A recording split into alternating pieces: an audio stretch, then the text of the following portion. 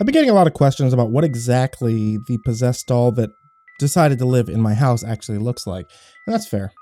And I hope that you all haven't been imagining it as like a Barbie or a troll doll or an inflatable sex doll due to my previous lack of physical description.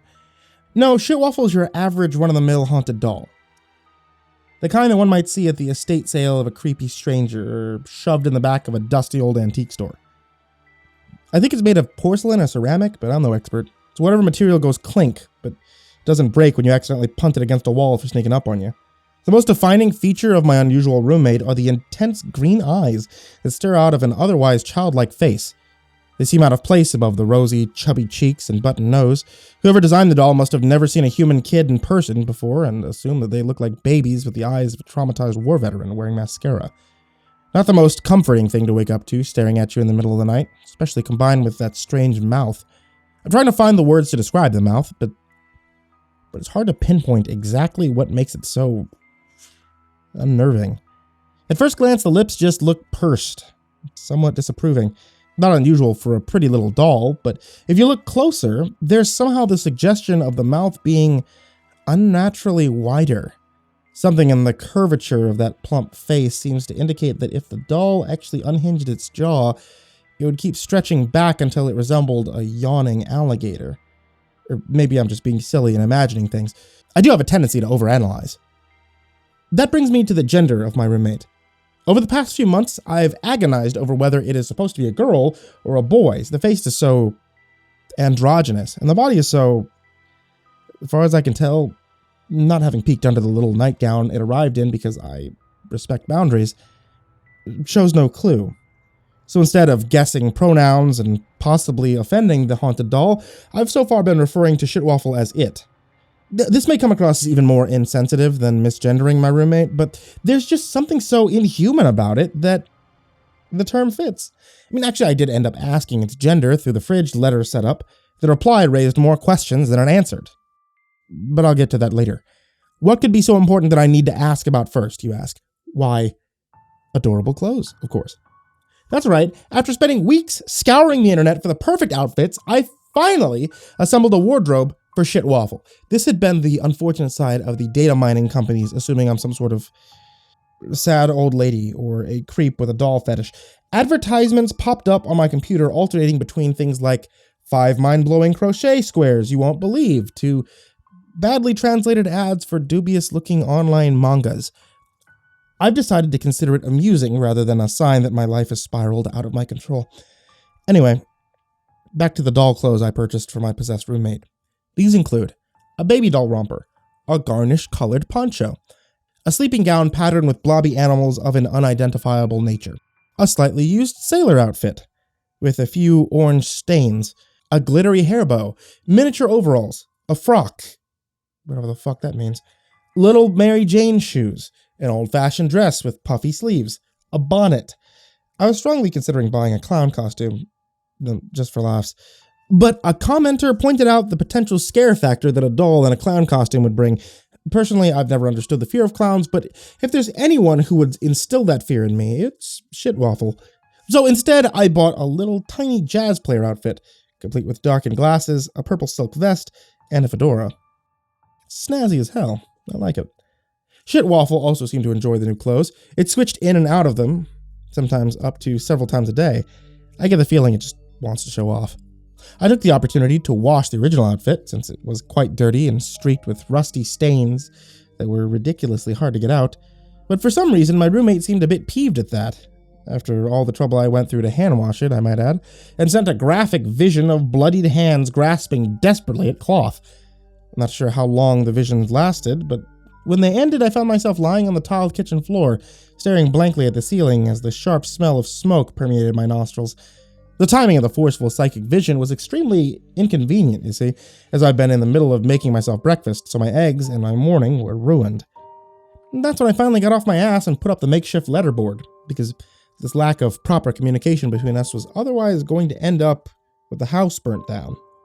As you can recall from my last few posts, I came up with an ingenious and cheap solution for passing messages by getting magnetic alphabetic letters for my refrigerator. My first official communication with the dark spirit living in my home was spelled out in colorful plastic and read, do not want me to wash your nasty clothes, ? Satisfied with my message, I left for work. By the time I got back, I was pleasantly surprised to see that the letters had rearranged themselves into a new word. Sentimental bloodstains. Upon seeing this, I went to find Shitwaffle and apologized for messing with its clothes without asking. I suggested a compromise. I would place a bucket at the bathroom for the doll to use as a hamper, and it could dispose any clothes that it wanted me to wash in there. Shitwaffle's head wobbled, and I took that as an agreement. From then on, we started to communicate through the fridge letters often. Funny enough, the messages were basically just normal roommate stuff, albeit made surreal by the occasional mention of cleaning up animal bodies or ghostly friends coming over. So far, we haven't really talked at all about Shitwaffle's past or motives or about the metaphysical implications about the existence of spirits. I did ask for Shitwaffle's gender, though. Instead of detailing the entire back and forth process of the conversation, I'll just transcribe what was written. Me. You boy or girl? Shitwaffle. No. Me. Huh? I mean, what's your gender? Shitwaffle. I am beyond your petty normal notions of binary gender, for I am not confined by a single lifespan or vessel. At this point, Shitwaffle had apparently run out of letters and was forced to use the number magnets as substitutes, making it a bit hard to read. Note to self, I'll buy more magnets. Or maybe not. It is hilarious to see my roommate writing in leet speak. Decisions. In other news, my neighbor's dog passed away last week, which is part of why this update's so late. My neighbor was inconsolable. Held an elaborate funeral for the poor thing, which I felt obligated to attend because almost everyone else in the neighborhood had made excuses as to why they couldn't go. Peter, my paranoid friend, somehow caught wind of the dog's death and tried to convince me that Shitwaffle had killed her, which is the stupidest thing I've ever heard since the last time that he opened his mouth. First of all, she was an old dog. I mean, seriously, she couldn't even control her bowel movements. Also, her owner kept feeding her ice cream, which I don't think is very healthy. Not that I would say that to the woman's face. I've lost count of the times I watched speechless as my neighbor scooped an entire gallon of strawberry ice cream directly into the dog's bowl. And secondly, Shitwaffle is clearly distraught at the loss of its favorite victim. Okay, victim makes it sound bad. Plaything? Source of amusement? What I mean to say is that the doll wouldn't get rid of its favorite entertainment. In fact, Shitwaffle has been moping around ever since the dog died in her sleep last week. Hasn't thrown any demonic parties, and the radio keeps playing the blues no matter how much I try to change the station. Because of this, I decided to take the doll to the funeral. I mean, sure, it would further cement my identity in the neighborhood as that weird person with the creepy doll, but I felt that Shitwaffle needed closure. So on Sunday, I walked over to Mrs. Watson's house with Shitwaffle in tow. The modest cottage had been transformed into a place of mourning, with black cloth draped over the furniture and a small shrine to the deceased set up in the living room. There was a pun there I refrained from making as I entered. Somewhat disturbed, the dog's perceived corpse was the centerpiece, artfully laid amongst flowers in an open casket. The other guests who had already arrived didn't seem as troubled as I was at the sight. This is probably due to the fact that the group consisted entirely of Mr. Schmidt, the senile old man from down the street, and a 5-year-old girl whose name I thought I remembered was Nina. Being a little concerned that an unsupervised child was being exposed to a dead body, I approached. "Do your parents know you're here?" I asked her, worried. "Nope," Nina replied cheerfully. "Your doll's really cute. Do you have a name?" She addressed the question directly to Shitwaffle, as if expecting a response from it. "Oh, it's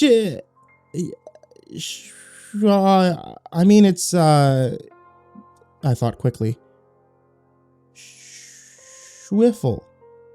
"Hi, Schwiffle." The girl gave a big, bright smile and then leaned in to whisper, "Don't tell anyone, Schwiffle, but I took some of Mrs. Watson's pretty flower bunches when she wasn't looking, 'cause they smell so good." She then lifted the skirt of her dress to show a flash of bouquet stuffed into her socks, and quickly waddled off towards the snack table before I could say anything. "Should I be doing something about that?" I asked, half to myself and half to the doll still cradled in my arms.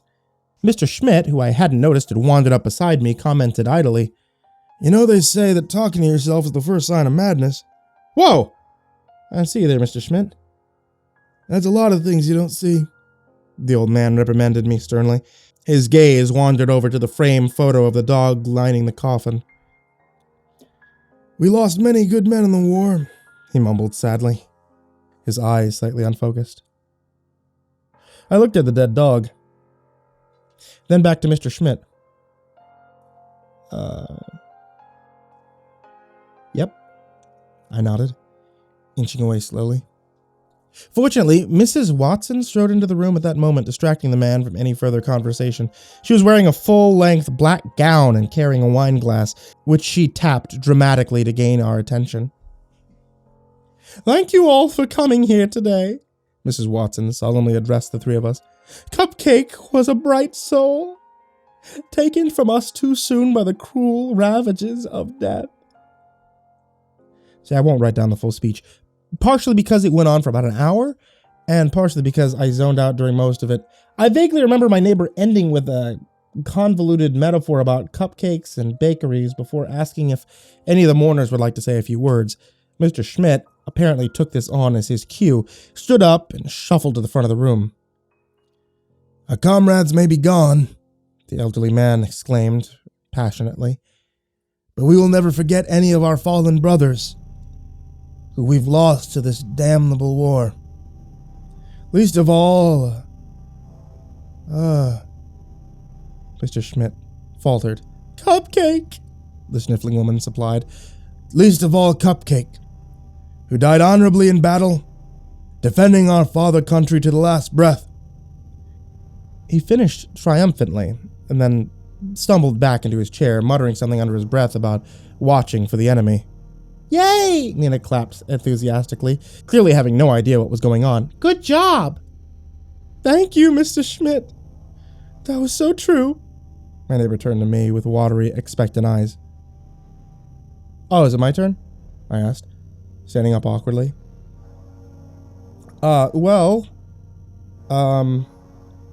Cupcake was a good dog who loved ice cream.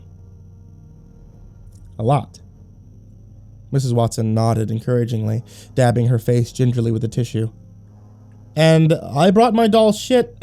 I coughed, remembering Nina was still in the room. "Excuse me, I had something in my throat." "My doll, Schwiffle, say goodbye. Because it misses Cupcake very much." Maybe I imagined it, but the blush on the doll's cheeks seemed to intensify at that, so I sat down to spare any further embarrassment. Nina wiggled in her seat excitedly. I wondered how the energetic little girl had managed to sit through Mrs. Watson's entire speech. "Now me," Nina blurted out, unable to contain herself any longer. "I want to talk now.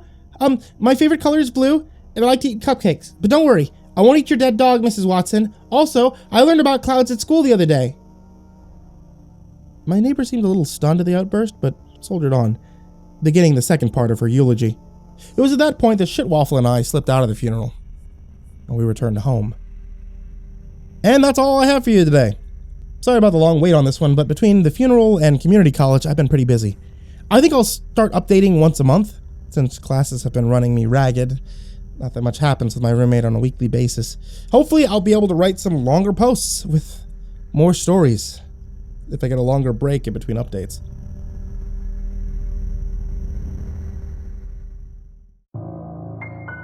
Hey there kids, it's me, Mrcreepypasta, and I just want to tell you thank you so much for watching, or listening to, or however you happen to get it, tonight's story. If you take a look in the description down below, you're going to find the link back to the author of tonight's story on Reddit, or on creepypasta.com, or their respective website. We don't just get stories from one particular place, we get them from all over, which means that if you have a story you want me to read, you can always send it over to me at mrcreepypasta@gmail.com. And especially if you have a book that you want to be able to promote to go along with that, send me over a link to that as well, because I'm always down to help promote authors and their books, like you'll see at the beginning of some of the videos.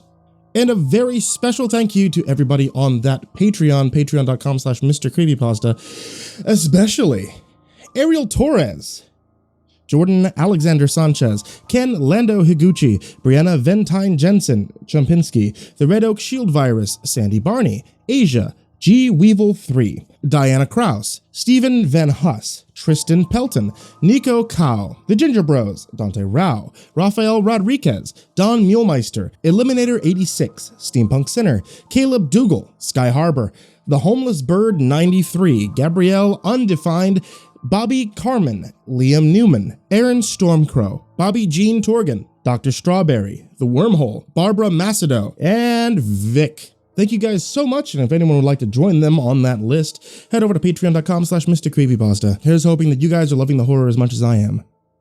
And sweet dreams.